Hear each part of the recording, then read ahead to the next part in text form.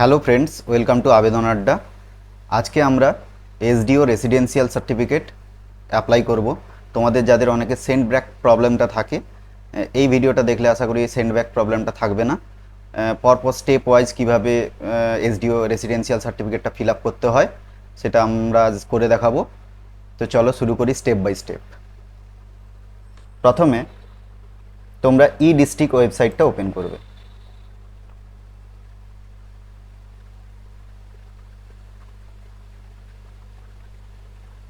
ই district website open করার পর তোমাদের এখানে ইউজার নেমের জায়গায় তোমাদের এখানে মোবাইল নাম্বারটা পুট করে দিতে হবে এবং সেখানে একটা ক্যাপচা দিতে হবে। এরপর যে ওটিপি আসবে সেই ওটিপি দিয়ে ফিল আপ করলেই তোমরা সাইন ইন হতে পারবে। চলো আমরা করে নিই।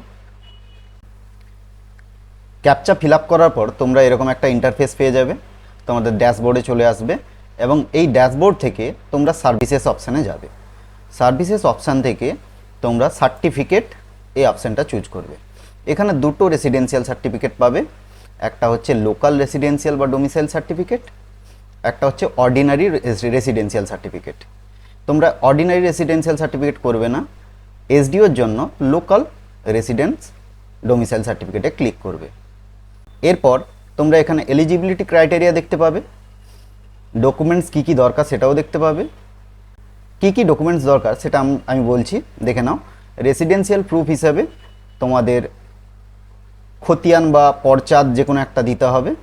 আইডেন্টিটি প্রুফ হিসাবে যে কোনো একটা গভর্নমেন্ট আইডি কার্ড দেবে। আর বার্থ প্রুফ হিসাবে তোমরা অ্যাডমিট কার্ডকে দেবে এবং ফটোগ্রাফ একটা নিজের দেবে। এবার আমি অ্যাকসেপ্ট বাটনে ক্লিক করলাম।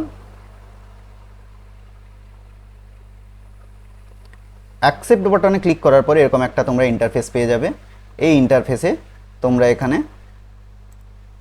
স্যালুটেশন দেবে। প্রথমে স্যালুটেশন মিস্টার, যদি ছেলে হও মিস্টার দেবে, আর মেয়েরা এমআরএস করবে। এখানে তোমাদের ফার্স্ট নেম দিয়ে দেবে, এখানে মিডল নেম এবং এখানে লাস্ট নেম। এরপর তোমরা ডেট অফ বার্থটা এখানে পুট করবে। ডেট অফ বার্থ পুট করলে তোমাদের এজ এখানে অটোমেটিক ক্যালকুলেট হয়ে চলে আসবে। এরপর তোমাদের জেন্ডার দিয়ে দেবে, মেল না ফিমেল।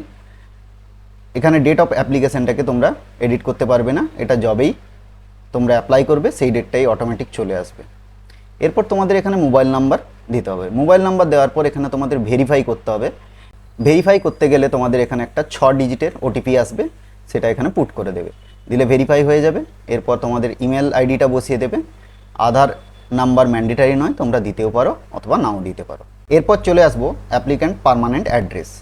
অ্যাড্রেসে তোমাদের প্রথমে ভিলেজ লিখে দেবে, এখানে পোস্ট লিখবে অ্যাড্রেস লাইন 2তে, তারপর এখানে পিনকোড বসিয়ে দেবে।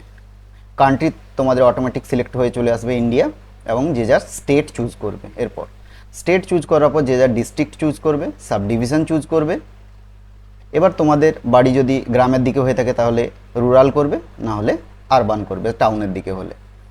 এবার তোমাদের যে যার ব্লক অথবা মিউনিসিপ্যালিটি চুজ করবে। এবার ব্লকের নেম বা মিউনিসিপ্যালিটির নেম চুজ করবে। এখানে ভিলেজের নামটা বসিয়ে দেবে। পোস্ট অফিস থাকলে পোস্ট অফিসের নাম বসিয়ে দেবে এবং পুলিশ স্টেশনের নাম বসিয়ে দেবে। তারপর সেভ অ্যান্ড নেক্সট বাটনে ক্লিক করবে।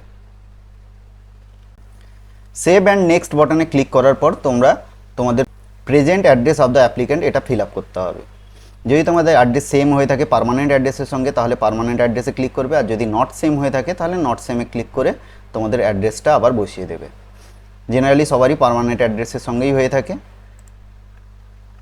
এরপর তোমরা চলে আসবে পেরেন্ট আর হাজব্যান্ড ডিটেলস। আচ্ছা, পেরেন্ট হিসাবে তোমরা বাবা অথবা মা দিয়ে দেবে, আর বিবাহিত মহিলাদের ক্ষেত্রে হাজব্যান্ড বসিয়ে দেবে এবং স্যালুটেশন দিয়ে দেবে মিস্টার অর এমআরএস, এবং ফার্স্ট নেম বসিয়ে দেবে, মিডিল নেম, লাস্ট নেম বসাবে। এবার বাবার অকুপেশন, বাবা বা মায়ের অকুপেশন কি সেটা বসিয়ে দেবে এবং details of parents business or service, এটাতে তোমার বাবার বিজনেসটা কি সেটা বসিয়ে দেবে। এরপর সেভ অ্যান্ড নেক্সট বাটনে ক্লিক করবে।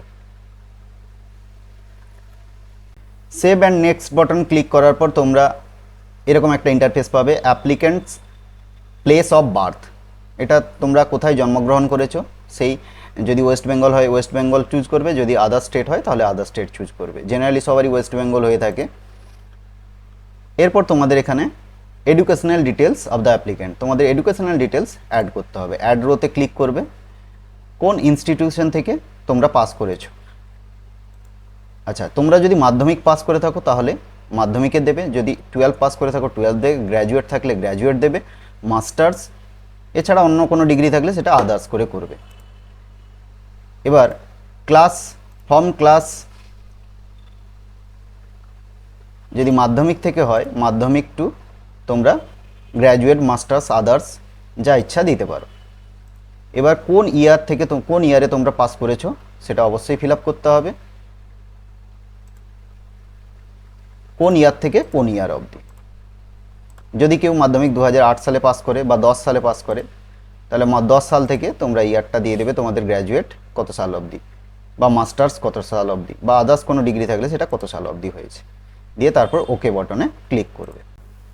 এরপর তোমরা particulars of stay in last 15 years, অর্থাৎ তোমরা শেষ 15 বছর কোথায় আছো, এখানে অ্যাড রোতে ক্লিক করবে। যদি সেম অ্যাড্রেস হয় সেম অ্যাড্রেস দেবে, প্রেজেন্ট অ্যাড্রেস থাকলে কারো প্রেজেন্ট অ্যাড্রেস দেবে, অ্যাপ্লিক্যান্টস যদি বার্থ প্লেস কোনো থাকে সেটা দেবে, আর যদি নট সেম হয় নট সেম করে তোমরা অ্যাড্রেসটা বসিয়ে দেবে কোথায় তোমাদের জন্ম হয়েছে। তারপর এখানে ওকে বাটনে ক্লিক করবে এবং এরপর তোমরা দেখবে আদার্স ডিটেলস। আদার্স ডিটেল হিসেবে তোমাদের 1, 2, 3 এই তিনটে চারটে, এই চারটে প্রথম ঘর কিছু ফিল আপ করতে হবে না।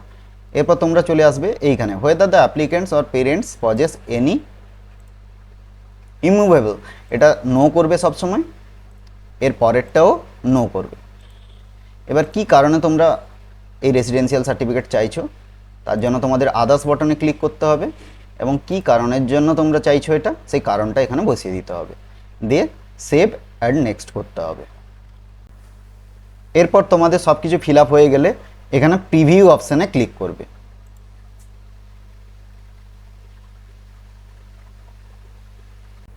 এই প্রিভিউ অপশানে তোমরা এখানে তোমাদের সমস্ত ডিটেলসটা দেখতে পাবে। যদি কোনো ভুল থেকে থাকে তাহলে আবার তোমরা পরে গিয়ে ওটাকে এডিট করতে পারবে। এরপর আমরা সাবমিট বাটনে ক্লিক করব। সাবমিট বাটনে ক্লিক করার পর তোমাদের এখানে অনেকগুলো ডকুমেন্টস আপলোড করতে হবে, জেপিজি, জেপিইজি, পিএনজি অথবা পিডিএফ ফরম্যাটে। প্রথমে রেসিডেন্সিয়াল প্রুফ হিসেবে তোমাদের আপলোড করতে হবে আধার কার্ড, তারপর আইডেন্টিটি প্রুফ হিসেবে তোমাদের আপলোড করতে হবে প্যান কার্ড, ফটোগ্রাফ যে যার, এবং প্রুফ অফ বার্থ হিসাবে তোমরা বার্থ সার্টিফিকেটও দিতে পারো, অথবা ভেরিফিকেশান সার্টিফিকেট ফ্রম প্রধান এটাও দিতে পারো, certificates of institution, hospital or doctors এটাও দিতে পারো, এভিডেভিটও তোমরা দিতে পারো। তো জেনারেলি সবারই বার্থ সার্টিফিকেট হয়ে থাকে, অথবা মাধ্যমিকের তোমরা 10th ক্লাসের যে অ্যাডমিট কার্ড রয়েছে সেটা এখানে আপলোড করবে। এরপর আদার ডকুমেন্টস হিসেবে তোমরা যে যার নিজের নামের পর্চা অথবা বাবার নামের পর্চা, দাদুর নামের পর্চা, যে কোনো একটা পর্চা, বা মায়ের নামের পর্চা, বাড়িতে যে কোনো পর্চা থাকলে সেটা এখানে আপলোড করবে, দিয়ে আই অ্যাকসেপ্ট করে সেভ বাটনে ক্লিক করবে। সমস্ত ডকুমেন্টস আপলোড হয়ে যাওয়ার পর তোমরা এখানে সাবমিট বাটনে ক্লিক করবে।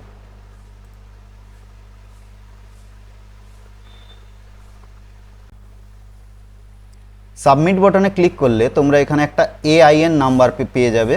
এই AIN নাম্বারটা তোমরা ডাউনলোড করে রেখে দিতে পারো, অথবা মোবাইলে স্ক্রিনশট মেরে রেখে দিতে পারো, পরবর্তীকালে কাজে লাগবে। এই প্রসেসটা সম্পূর্ণ করার পর তোমাদের স্ট্যাটাস দেখবে, ইন প্রোগ্রেস দেখাবে, এবং এটা যথেষ্ট সময় নেয়, 10 থেকে 15 দিন সময় নেয়।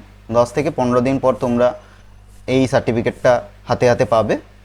আমি তোমাদের একটা রেসিডেন্সিয়াল সার্টিফিকেটের ডেমো আমি দেখিয়ে দিচ্ছি। দেখো,